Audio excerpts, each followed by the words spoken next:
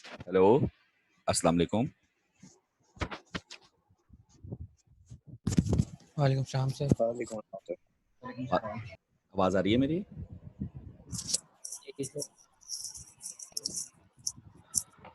अच्छा, मैं attendance call कर रहा हूँ आप लोगों की।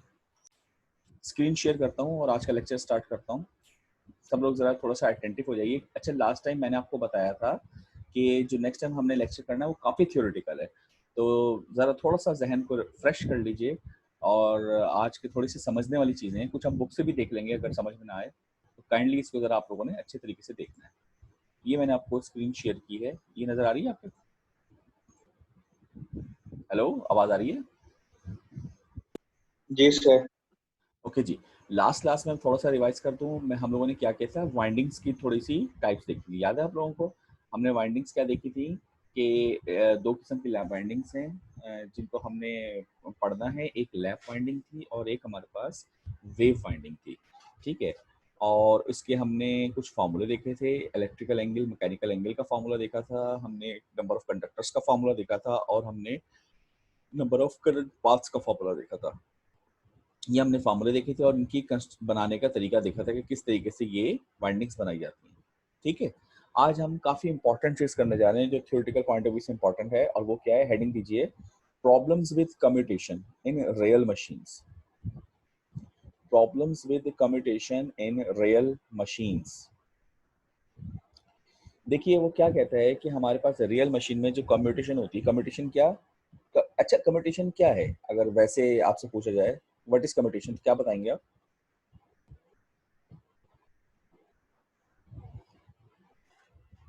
सर जी मशीन के जो अंदर एसी करंट होता है उसको डीसी में कन्वर्ट करने की। बिल्कुल सही। और कैसे करते हैं? थ्रू सर वही रिंग्स के थ्रू, कम्यूटेटर सेगमेंट क्या कह यूज रहे हैं? करते हैं गैप कम्यूटेटर्स के थ्रू। नहीं, वो तो है, प्रोसीजर क्या है, कम्यूटेटर सेगमेंट्स का प्रोसीजर क्या है? सर जब इनर लूप जो है वो रोटेट करता है तो उसमें कम्यूटेटर सेगमेंट्स के अंदर जो गैप मौजूद होता है उसकी वजह से एक पॉइंट ऐसा आता है जहाँ पर वोल्टेज बिल्कुल जीरो हो जाती है। चलें इसको मैं आसान कर देता हूँ। आप लोगों ने इस तरह से कहना है कि कम्यूटेशन ऑल्टरनेटिंग को डायरेक्ट में कन्वर्ट करती है। कैसे करती है? आप कहेंगे स्विचिंग के थ्रू।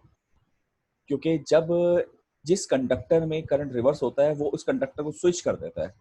आपने प्रोसीजर देखा था कि जब करंट रिवर्स हुआ तो उसने कंडक्टर को भी स्विच करके दूसरी तरफ ही डाल दिया, तो हमारा result in the end result क्या रहा? एक ही डायरेक्शन। यही इसकी मिसाल ऐसे है ना कि जब कंडक्टर में रिवर्स हुआ तो एक माइनस साइन आ गया, तो आपके कम्यूटेटर सेगमेंट ने उसको स्विच कर दिया तो एक और माइनस साइन आ गया। ठीक है ना? Current reversal, yes sir. Minus sign, फिर एक स्विच रिवर्सल, माइनस साइन, तो दोनों माइनस आपस में मिलके क्या हो गए? प्लस हो। प्लस। तो ये बिल्कुल वही कर रहा है, तो स्विचिंग कर रहा है, यानी कंडक्टर की स्विचिंग कर रहा है। तो उसमें क्या प्रॉब्लम्स आएंगे रियल मशीन्स में, हमें ये देखना है, ये बड़ी इंपॉर्टेंट चीज है। तो देखिए वो कह रहा है कि दो प्रॉब्लम्स होते हैं, लिख लें, there are two major problems in commutation process. Number one, armature reaction, and number two, L D I upon D T voltages. ये नोट कर लीजिए, आर्मेचर रिएक्शंस, और दूसरा क्या है, L D I upon D T voltages. अच्छा, इससे क्या होता है? इससे क्या होता है, मैं इसका थोड़ा सा आपको एक वो बनवा दूं, एक ट्री, ताकि थोड़ा सा आपको एक आइडिया हो जाए कि इससे हमारे पास क्या होगा।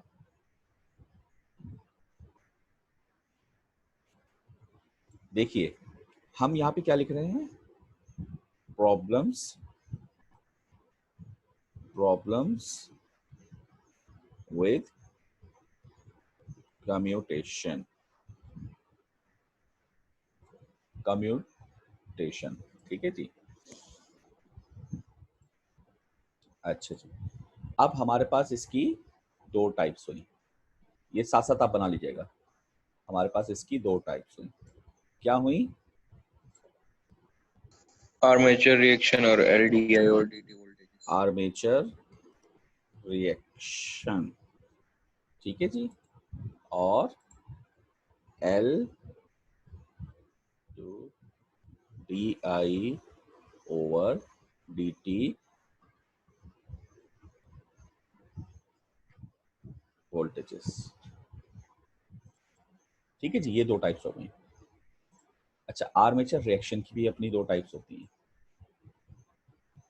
ये आप सबको नजर आ रहा है जो मैं ड्रॉ कर रहा हूँ? जी सर। आर्मेचर रिएक्शंस की भी दो टाइप्स हैं। पहली क्या है? Neutral plane. दो टाइप से मुराद इनके दो इफेक्ट्स हैं। शिफ्ट के आर्मेचर रिएक्शन अगर होगा तो उससे क्या इफेक्ट आएगा? Neutral plane shift. और दूसरा हमारे पास क्या होगा? यहां लिख लेते हैं फ्लक्स वीकनिंग इफेक्ट। अच्छा जी, अब इससे क्या प्रॉब्लम्स होंगे हमारे पास? इससे हमारे पास प्रॉब्लम्स होंगे, न्यूट्रल प्लेन शिफ्ट होगा, उससे हमारे पास जो प्रॉब्लम आएगा वो आएगा आर्किंग एंड आर्किंग एंड वो क्या कहलाता है? स्पार्किंग। ठीक है।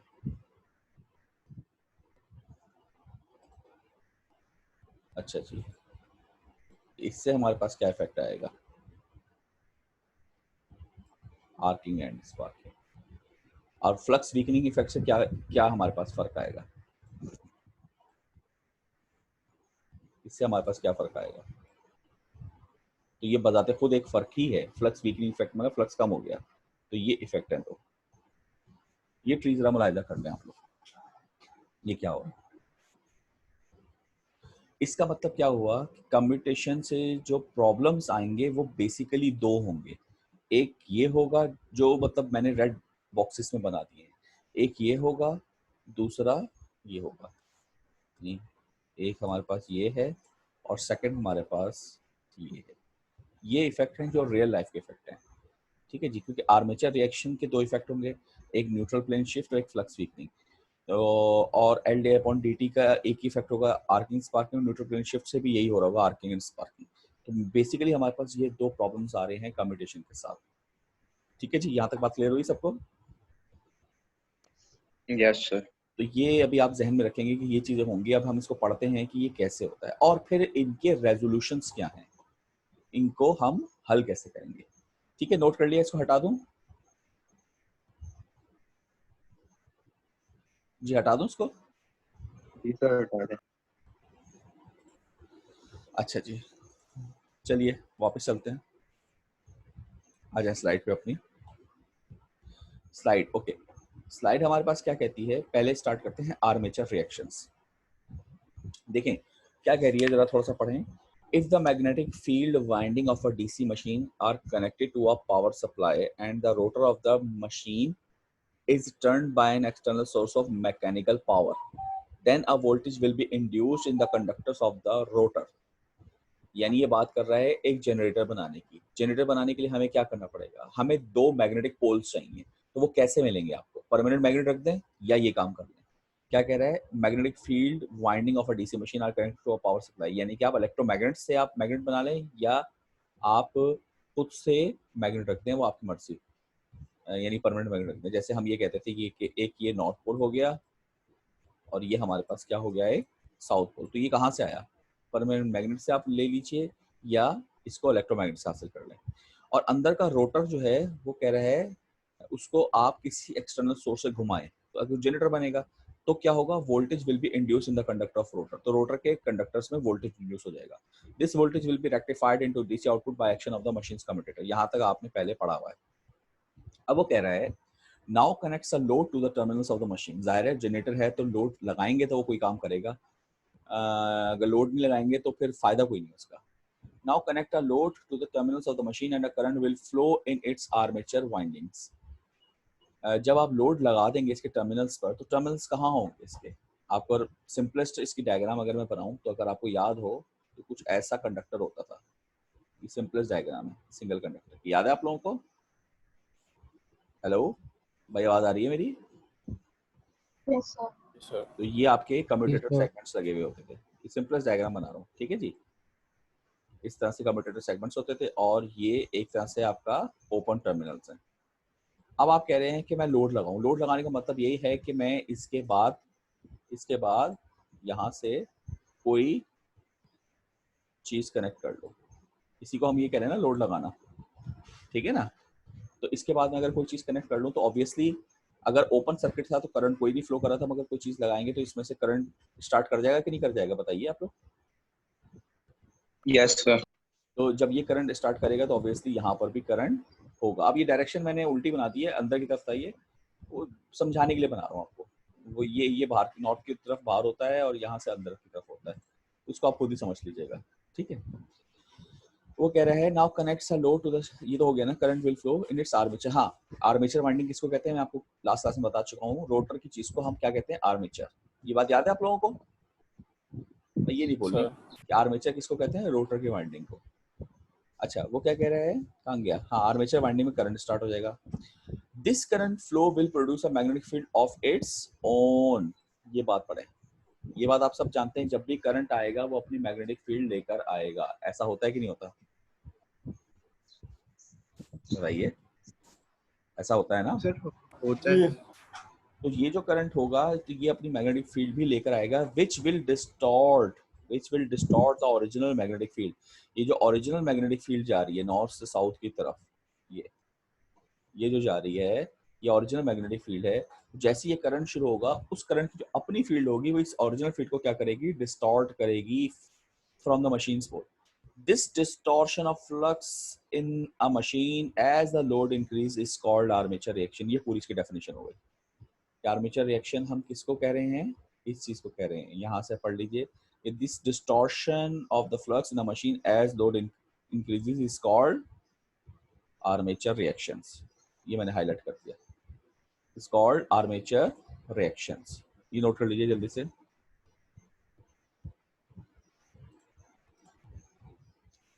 It causes two serious problems in a real DC machine.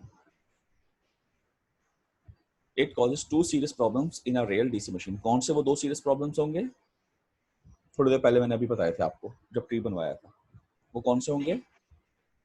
Sir arcing and sparking. नहीं नहीं नहीं नहीं, ये नहीं बताया था मैंने, भूल गए, अभी तो ट्री बनवाया है। न्यूट्रल प्लेन शिफ्ट, हाँ, flux neutral weakening plane effect, shift, और दूसरा फ्लक्स वीकनिंग इफेक्ट। ये फ्लक्स वीकेज। ट्री जिसने बनाया था ना, लिख लिया कॉपी पे, तो उसको याद रहे, मतलब उसको याद रह जाएगा। खैर, तो यहां तक आपको बात समझ में है कि आर्मेचर रिएक्शन किसको कहते हैं। देखिए, आर्मेचर रिएक्शन नाम से पता चल रहा है कि आर्मेचर रिएक्ट कर रहा है। तो आर्मेचर क्या चीज है, ये वाइंडिंग, तो वाइंडिंग रिएक्ट कर रही है। तो कैसे रिएक्ट करेगी, जब करंट आएगा, जब तक लोड नहीं है कोई रिएक्शन नहीं। हमेशा मैं आप लोगों को क्लास में भी जब हम लोग पढ़ते थे, मैं आपको हमेशा ये बात बताता आया हूँ, जब हमने वो भी पढ़ा था, अल्लाह आपका भला करे, क्या कहते हैं उसको, लीनियर डीसी मशीन। यार नहीं, वो नहीं, डायोड में भी पढ़ा था हमने, रेगुलेशन, हाँ रेगुलेशन। तो full load regulation, no load regulation में हमने ये टॉपिक पढ़ा था ना। तो हमने ये बात पढ़ी थी कि किसी भी चीज का असल इम्तिहान कब होता है, जब आप उस पर लोड डालें। तो बिना लोड के तो हर चीज बहुत अच्छी चलती है। आप किसी भी चीज पे कोई लोड ना रखें और कहें, जैसे मिसाल के तौर पे आपको कह देंगे कि फाइनल एग्जाम आपका नहीं होगा या कोई पता नहीं कब होगा, साल बाद होगा, 2 साल बाद होगा, बस आप ये पढ़ो और कोई चीज नहीं है, तो आप देखें कितना रिलैक्स होकर आप पढ़ते रहेंगे और बिल्कुल कोई इशू नहीं है।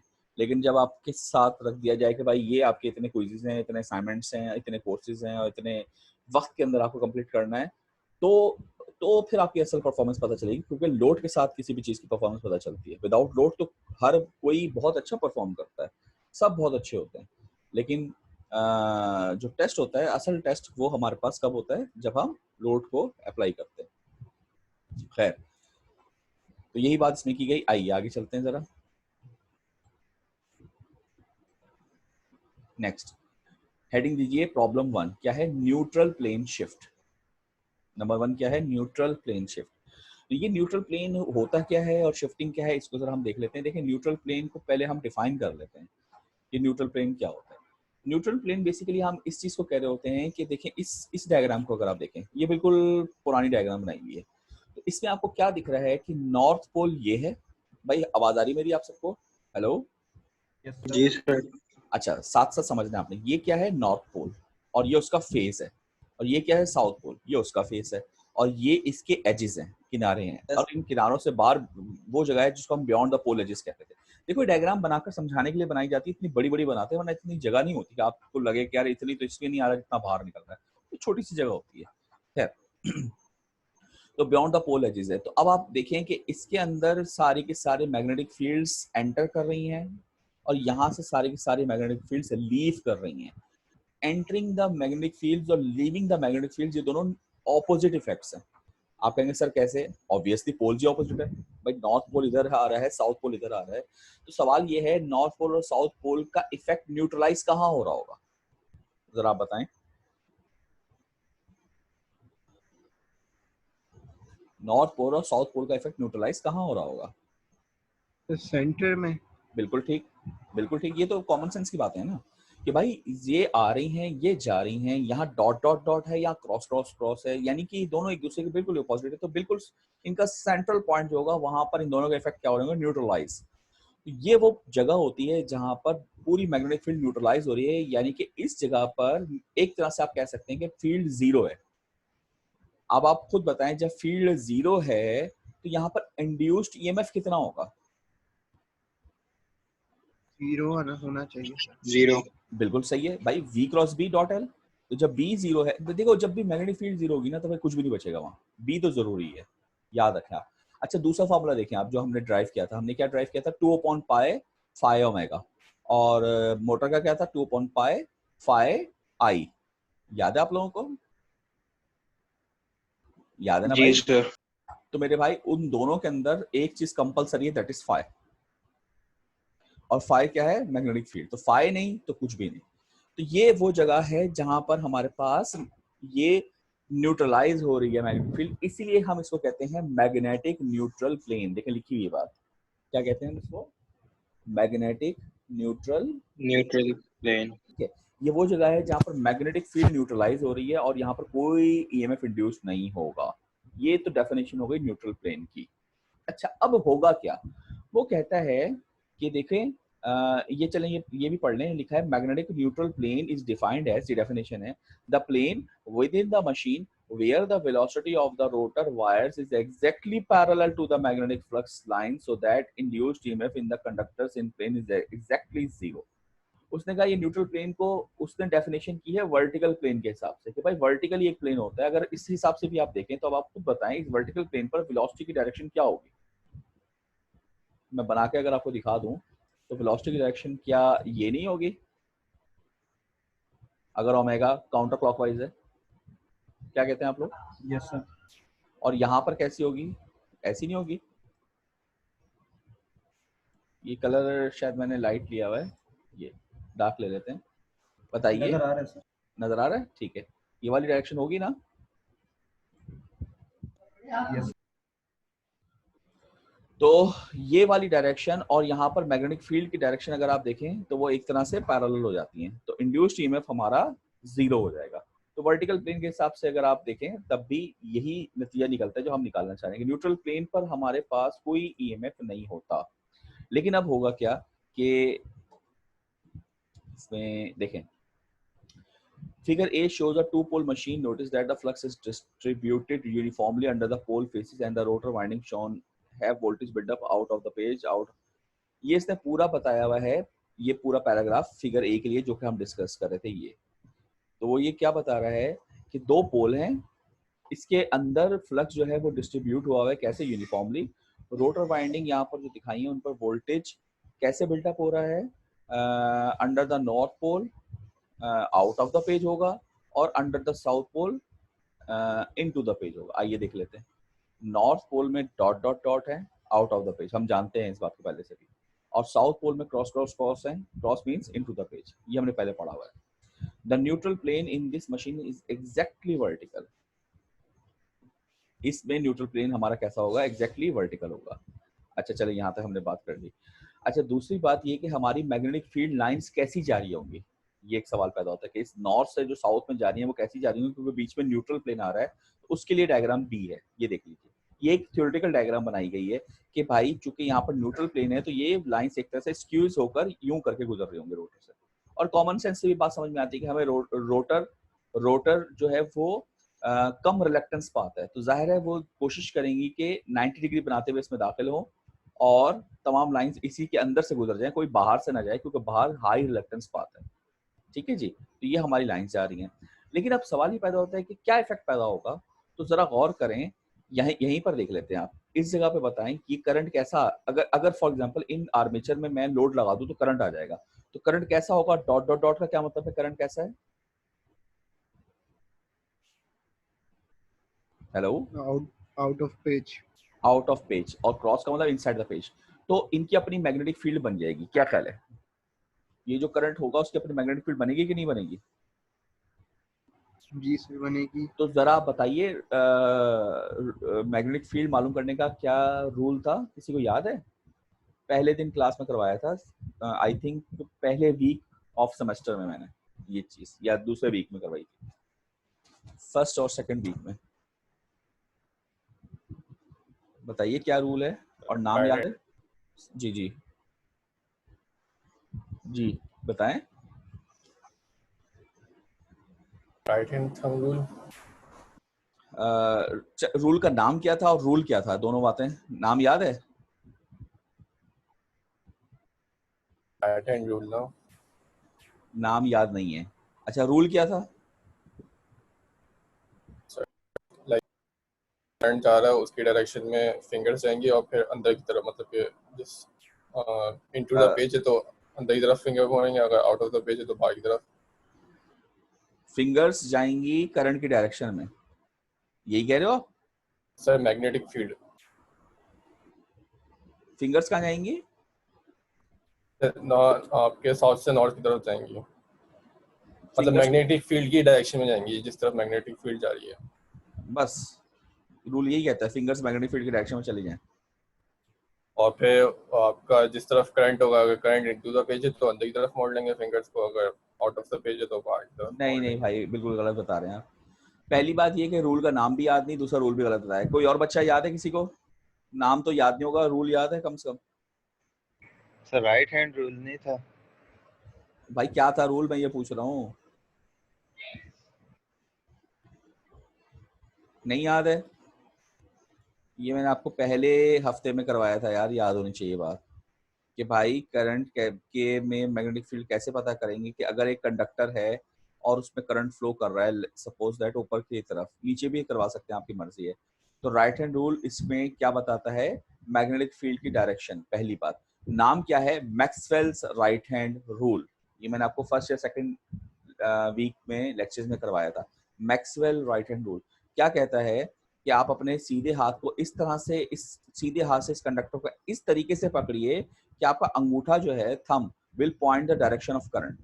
तो थंब आपका कहाँ जाना चाहिए, ऊपर की तरफ, अगर करंट ऊपर की तरफ है। और आपकी और आप जब थंब ऊपर की तरफ रखेंगे, तो आप जब इस कंडक्टर को पकड़ेंगे तो आपके फिंगर्स जिस भी डायरेक्शन में इसको पकड़ते हुए कर्ल हो रही होंगी, that will become the direction of magnetic field. This is called Maxwell right hand rule. तो मैक्सवेल राइट हैंड रूल क्या बताता है, डायरेक्शन ऑफ मैग्नेटिक फील्ड। तो कैसे बताएगा कि आप इसको इस तरीके से पकड़ें कि आपका अंगूठा करंट की डायरेक्शन की तरफ जाए। तो अगर ऊपर की तरफ करंट जा रहा है तो जाहिर अंगूठा आप ऊपर रखेंगे सीधा हाथ का, तो उंगलियां आपकी इस डायरेक्शन में कर्ल करेंगी, इसके अलावा कोई और डायरेक्शन नहीं बन पाएगी। और अगर करंट नीचे की तरफ जा रहा हो, करंट अगर नीचे की तरफ हो, ऐसे जा रहा हो, तो जाहिर है आप अंगूठा अगर नीचे को रखेंगे तो आपकी फिंगर्स इस डायरेक्शन में कर्ल करेंगे। इट मीन्स करंट ऊपर की तरफ है, तो ये कैसे बन गई डायरेक्शन, एंटी क्लॉक। अदरवाइज कैसे बन गई, क्लॉक। ठीक है जी। यहाँ पर आपके डॉट डॉट डॉट डॉट है, तो डॉट डॉट डॉट डॉट से हमें क्या पता चला कि करंट ऊपर की तरफ आ रहा है, तो यहाँ पर मैग्नेटिक फील्ड कैसी बनेगी, क्लॉक एंटी क्लॉक। सीधे हाथ का अंगूठा सीधे हाथ का रख के देखिए, अंगूठा ऊपर की तरफ हो और फिंगर्स जो कर्ल करेंगी वो क्लॉक करेंगी, एंटी क्लॉक करेंगी, जल्दी से बताएं। सीधे हाथ की एंटी क्लॉक, एंटी क्लॉक। और यहाँ पर कैसी करेंगी, इस तरफ किस तरह, साउथ बताओ ना, साउथ पोल में, यहाँ पे कैसे करेंगी, क्लॉकवाइज। क्लॉकवाइज करेंगी।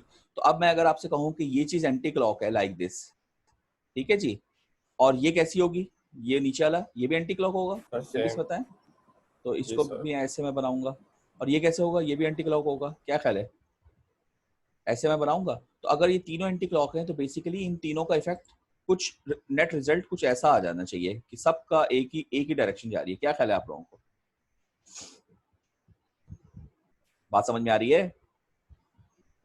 ये क्या हो गई? इन सब की डायरेक्शन ये एंटी क्लॉक, और यहाँ पे क्या हो जाएगी? यहाँ पे क्या हो जाएगी? क्लॉकवाइज, यानी कि आप ये एरो लगा रहे, ये एरो क्लॉक। तो ये इफेक्ट आपको इस डायग्राम में दिखाया हुआ है। ये देखिए, आप देखें ये डायरेक्शन आपको क्या बता रही है? ये डायरेक्शन, ये वाला एरो क्या बता रहा है? ये कौन सी डायरेक्शन है बताएं? Anti clock. Word anti clock है ना? अरे गधे, अपवर्ड तो है, एंटी क्लॉक है ना, ये पूरा बताओ ना। और ये डायरेक्शन क्या बता रही है? यहाँ पर ये एरो ये बना हुआ है, ये क्या बता रही है? That is clock. अच्छा, अब जब ये हमारे पास मैग्नेटिक फील्ड बनेगी तो आप जरा गौर करें कि आपको यहाँ पर ये जगह जरा गौर करके बताएं, आपको ओरिजिनल फील्ड और ये फील्ड। अच्छा, पहली बात ये तो कंफर्म है कि ओरिजिनल फील्ड को डिस्टॉर्ट करेगी, ये तो कंफर्म है, क्योंकि जब भी कोई दो फील्ड्स आएंगी तो एक फील्ड दूसरे फील्ड के साथ इंटरेक्ट तो करती है, ठीक है। तो अब सवाल ये पैदा होता है कि यहाँ पर ये दोनों फील्ड्स ऐड हो रही हैं कि सबट्रैक्ट हो रही हैं? जल्दी से बताइए। सब्ट्रैक्ट हो रही है। तो माइनस साइन लगा दूं यहाँ पर, और नीचे क्या हो रही है इस जगह पर? ऐड। यहाँ पे प्लस लगा देते हैं। अब जरा यहाँ बताएं, खुद ही बता दें। ऐड। और यहाँ पर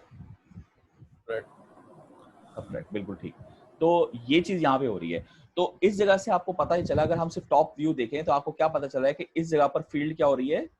स्ट्रेंथन हो रही है। यहाँ पर फील्ड, इस जगह पर फील्ड क्या हो रही है? मोटी हो रही है, स्ट्रेंथन हो रही है कि नहीं हो रही है? जल्दी से बताओ यार।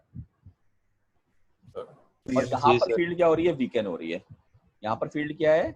वीकन हो रही है। तो जब भी कभी ऐसा होता है कि कोई जगह एक जगह से स्ट्रेंथन हो जाए, दूसरी जगह से वीकन हो जाए, तो ऑब्वियसली हमारा जो न्यूट्रल प्लेन है, क्या वो अब यहाँ पर न्यूट्रल रह पाएगा वर्टिकली? क्या रह पाएगा? बिल्कुल नहीं रह पाएगा, क्योंकि इसके राइट साइड पर चीज ज्यादा हो रही है और लेफ्ट पर कम हो रही है, तो ये चीज यहाँ पर नहीं रह पाएगी। तो इसको न्यूट्रल करने के लिए क्या चाहिए कि जितना कुछ यहाँ हो उतना ही कुछ यहाँ है। इट मींस ये मूव कर जाएगी टुवर्ड्स लेफ्ट, मूव कर जाएगी। तो ये देखिए हमारे पास ये इन्होंने यहाँ पर ये इफेक्ट बताने के बाद ये चीज बताई कि ओल्ड न्यूट्रल प्लेन के बाद न्यू न्यूट्रल प्लेन जो है वो थोड़ा सा शिफ्ट कर जाएगा। अच्छा, शिफ्टिंग कितनी होगी, सवाल ये भी पैदा होता है। अच्छा, एक और बात भाई, 1 मिनट से कम रह गया, ये जैसी लेक्चर एंड होगा तो फिर मैं दोबारा शुरू करूंगा, फौरन आ जाएगा। ये न्यूट्रल प्लेन कितना शिफ्ट होगा, ये बात कौन बच्चा बताएगा कि किस बात पर डिपेंड कर रही है कि कितना शिफ्ट होगा? ये जितनी ज्यादा वीक होगी उतना ज्यादा शिफ्ट होगा, और जितनी कम वीक होगी उतना कम शिफ्ट होगा। तो ये किस पे डिपेंड किया? ये डिपेंड किया लोड, करंट के ऊपर। लोड पे।